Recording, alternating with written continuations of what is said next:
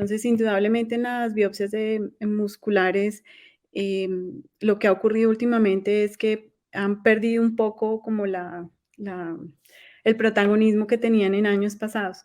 Esto se ha dado por, que en muchas de estas patologías ya se han documentado condiciones, genéticas que, permiten otra serie de exámenes menos invasivos, a los pacientes.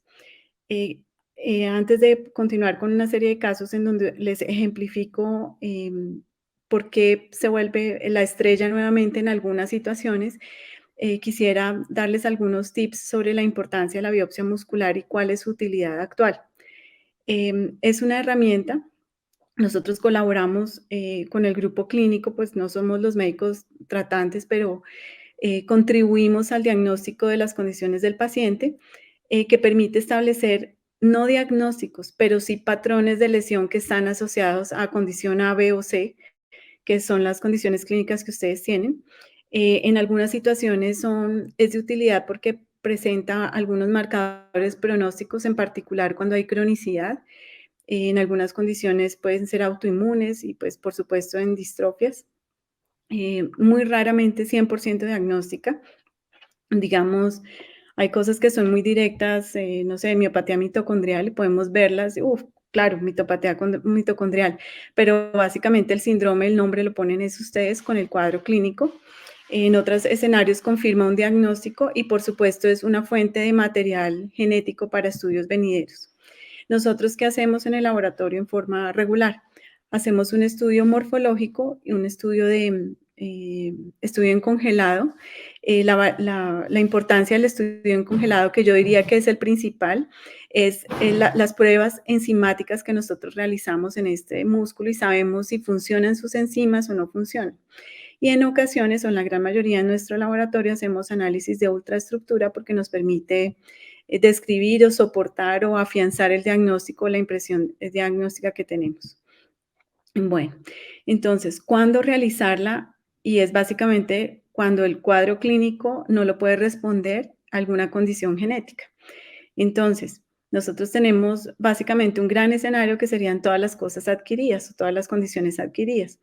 En ese espectro están las enfermedades autoinmunes, en donde ustedes buscan establecer el tipo y grado de compromiso que pueda haber dentro de un sistema, dentro de una enfermedad autoinmune, la sospecha de vasculitis indudablemente, em, las, aquellas condiciones, sobre todo las que están en el espectro de autoinmunidad, que requieren determinar un pronóstico, por ejemplo, la fibrosis, puesto que la fibrosis en el músculo en un paciente con escleroderma es un indicador del compromiso cardíaco que hay. Estos pacientes van a morir por un problema cardíaco, por fibrosis cardíaca, entonces es un reflejo de lo que pueda estar ocurriendo en otros órganos. Importante cuando a pesar de un cuadro clínico que ustedes consideran típico, el paciente, a pesar de sus esfuerzos, no mejora.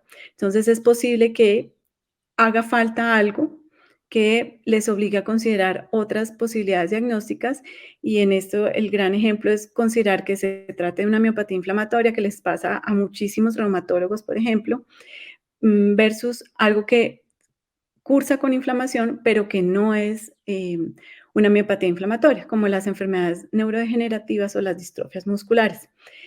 También establecer si puede haber un mecanismo secundario al efecto tóxico de medicamentos y pues en algunas condiciones para la contribución de descripción de nuevas entidades.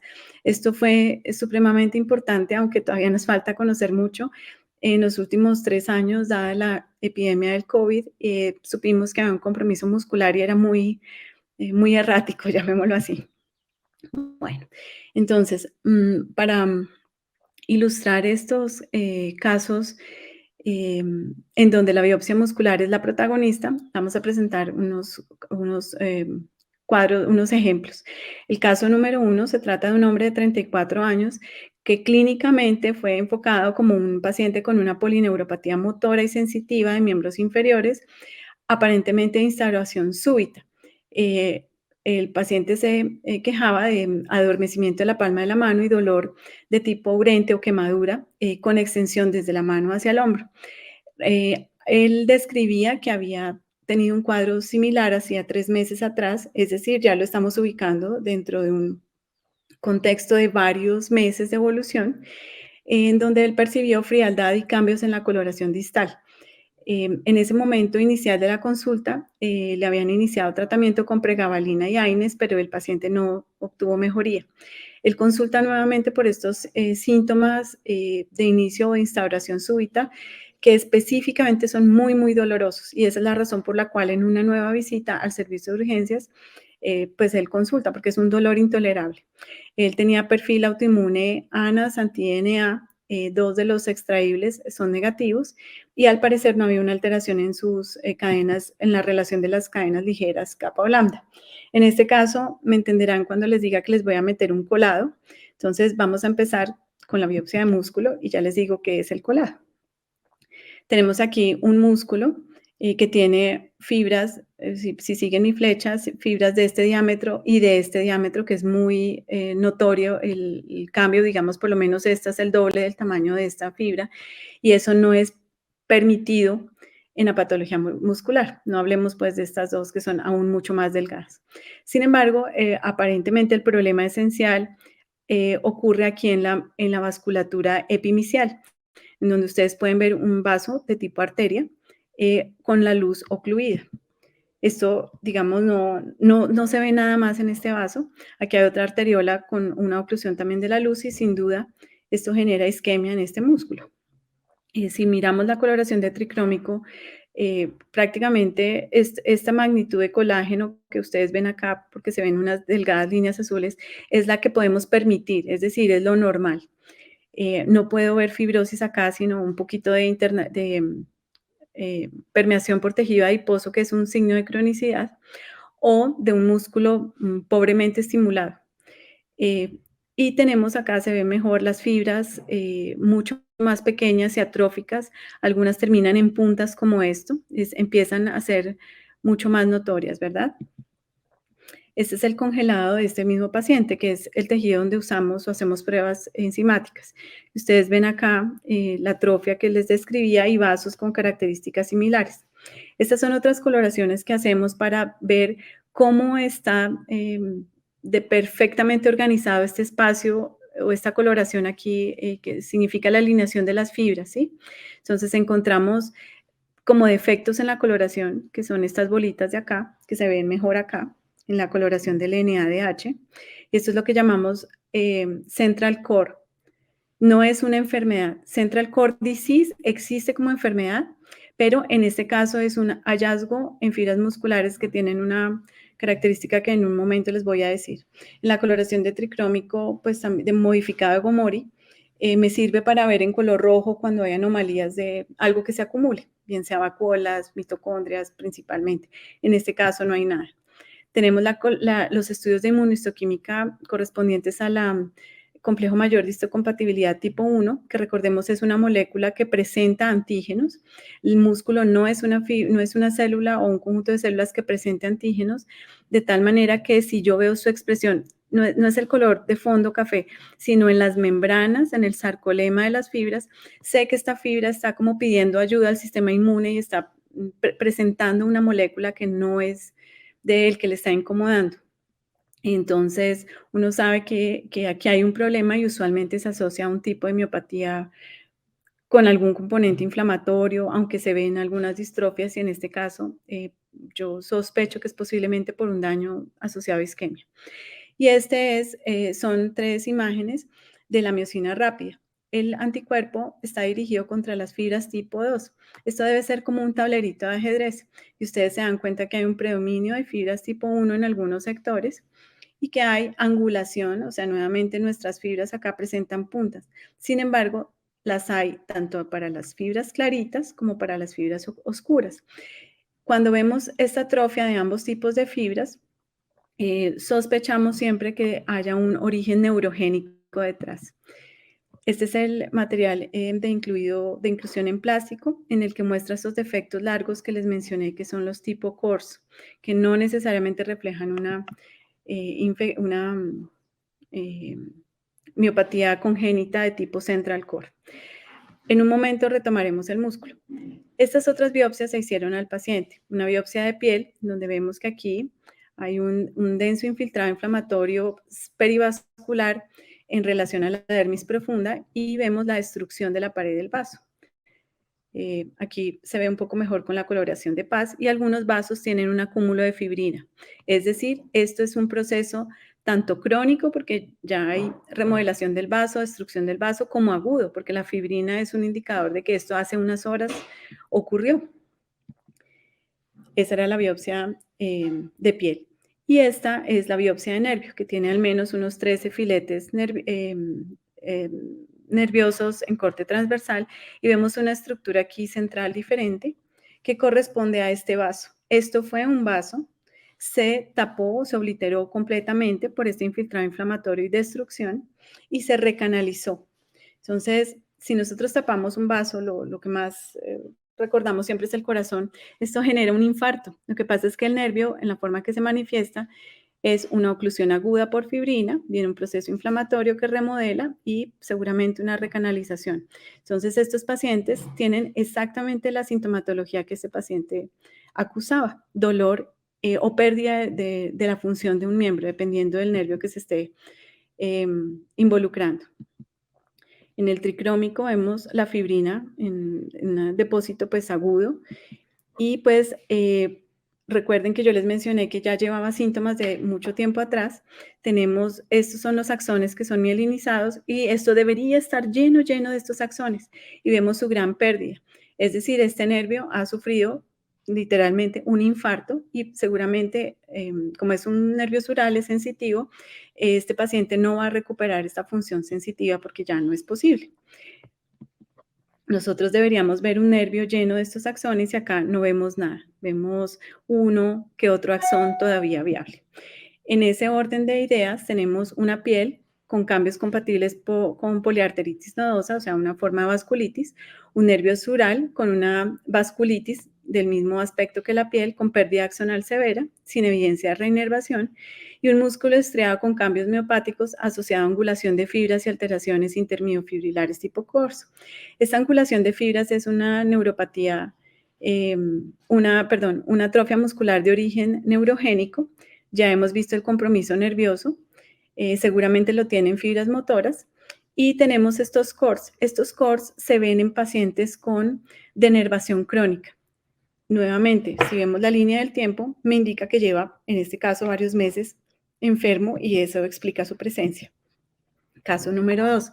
Se trata de un paciente de 33 años con 2 meses de evolución de pérdida de la fuerza en miembros superiores y se asocia a artralgias, caída del cabello, eritema generalizado, fotosensibilidad y pérdida de peso. Esto apunta muy probablemente a una condición autoinmune. En ese momento fue clasificado como un lupus. La ecografía de abdomen mostraba estatosis hepática y hepatomegalia y estos son sus paraclínicos. Tiene elevación de las transaminasas y la LDH, que sin duda son marcadores que acompañan el daño muscular, una hemoglobina normal, una PCR de 10 y la marcada elevación de la CPK. En estos casos es muy alta. La electromiografía nos reportan, esto no es hecho en la Fundación Santa Fe, como actividad de inserción normal, silencio eléctrico en reposo y potenciales de unidad motora dentro de límites normales.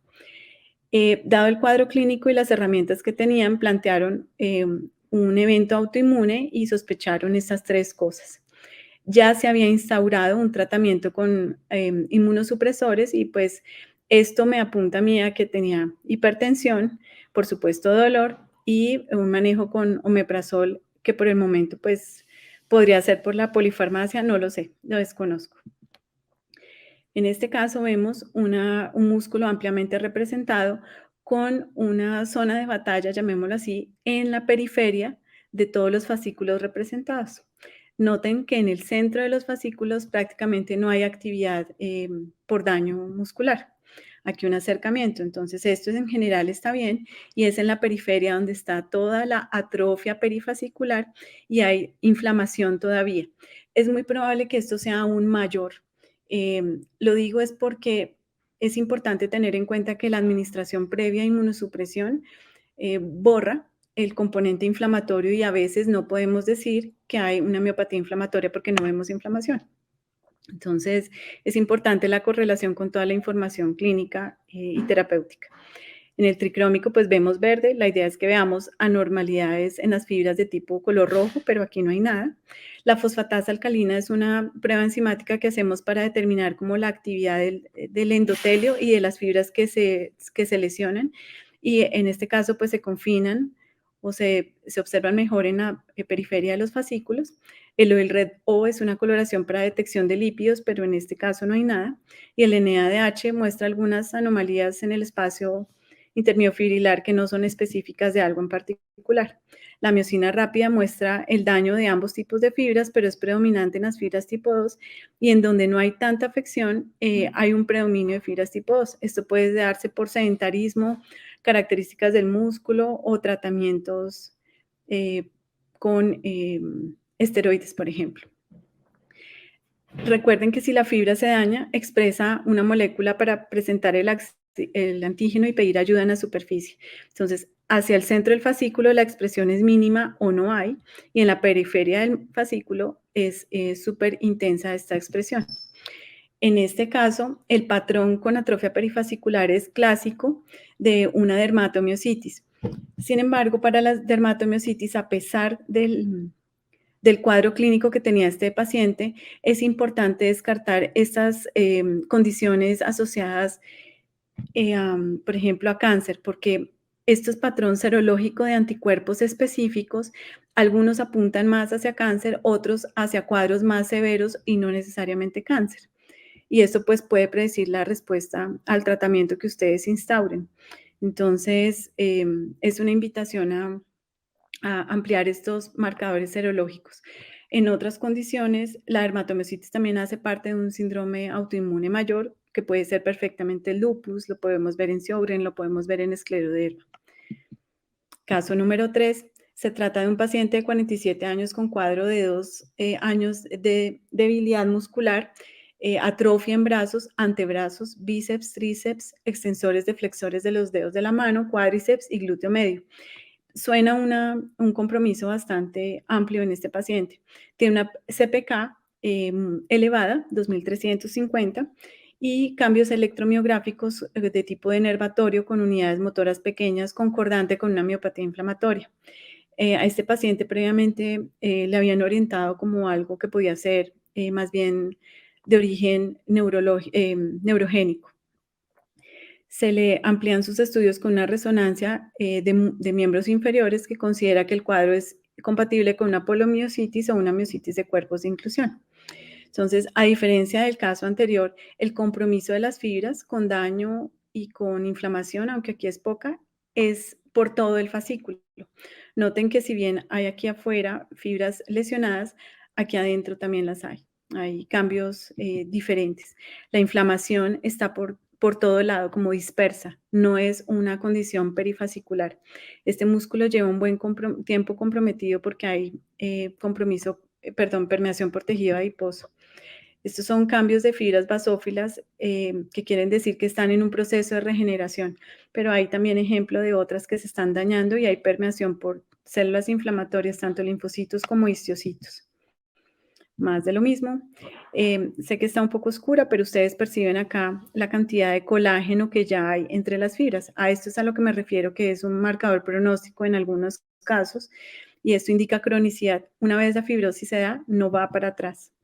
El estudio en congelado, que muestra más de lo mismo, y una internalización por núcleos, que es un cambio miopático que se asume reparativo. Y aquí importante es la coloración modificada de Gomori.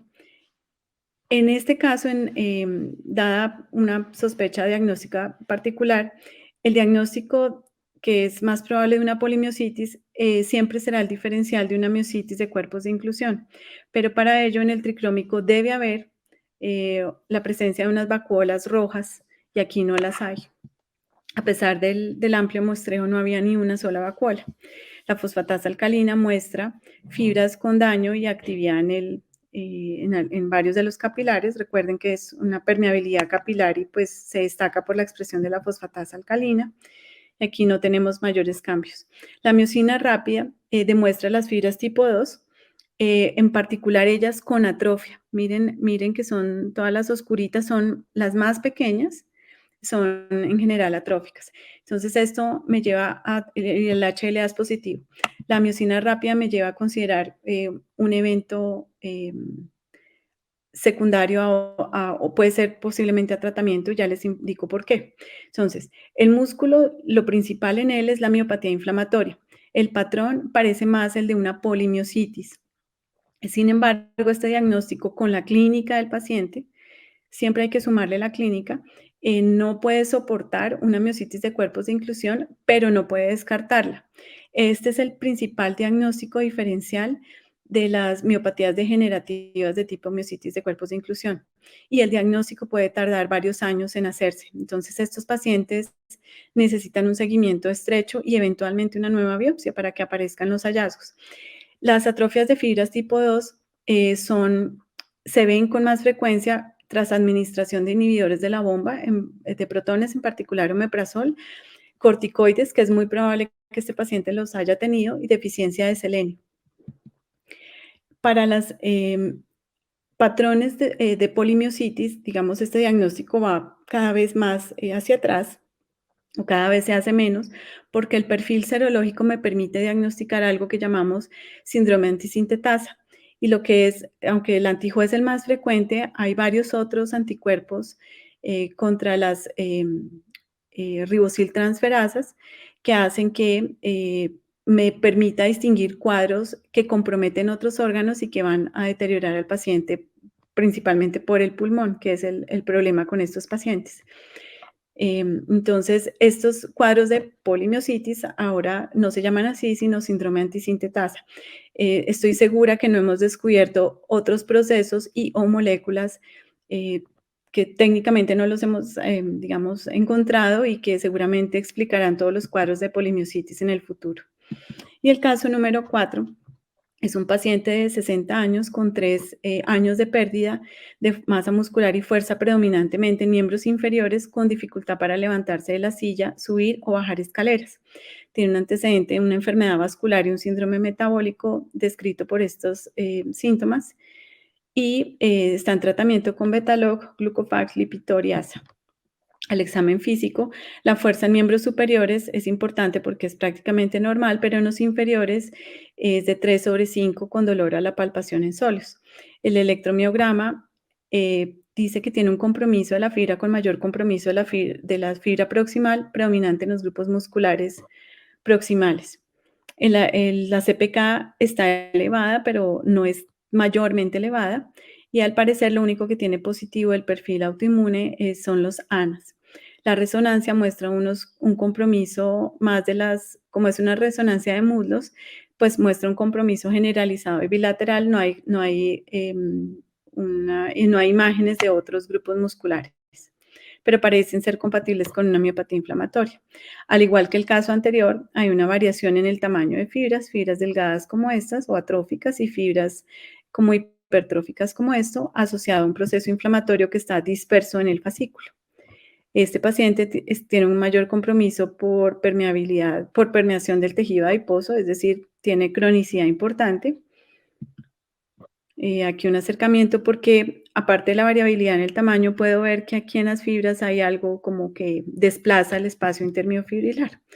No hay fibrosis, pero me muestra la variabilidad que ya había sospechado anteriormente. El estudio en congelado con la inflamación ya descrita. Y sospecho que aquí hay algo en estas fibras que me puede explicar la coloración del tricrómico modificado Gomori. Son espacios de aspecto vacuolar que se rodean de un ribete, en este caso se ve un poco más azul, y es lo que denominamos fibras, vacuolas rojas ribeteadas. El NADH, hay algunas alteraciones del espacio intermiofibrilar no específicos de algo. Estas coloraciones, aparte de la fosfatasa que muestra fibras intensamente dañadas, no muestra nada más.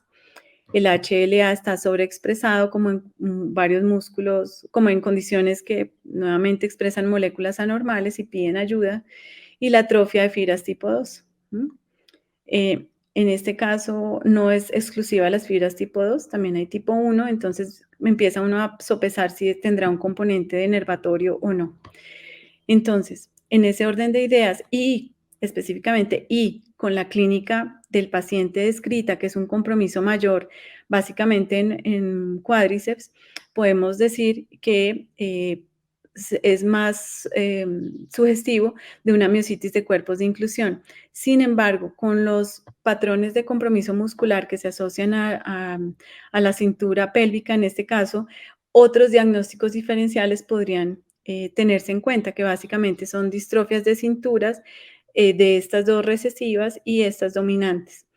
Em, la presencia de vacuolas es un evento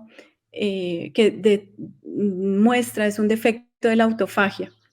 Y la autofagia o esos defectos es común a varias entidades, no es específico de la miositis de cuerpos de inclusión. En estas vacuolas hay las mismas proteínas mal ubiquitinadas, TDP43, proteína precursora de amiloide, em, característica de las vacuolas de la enfermedad de Alzheimer, pero en este caso afectan es el músculo. En algunos pacientes, solo hasta el 30% encontraremos estos anticuerpos anticitosol 5-nucleotidasa 1A, pero es posible que ellos también estén presentes en otras condiciones autoinmunes. Sin embargo, en el cuadro clínico correcto, histología correcta y anticuerpo correcto, todo apunta a una mesitis de cuerpos de inclusión. Muchas gracias por su atención.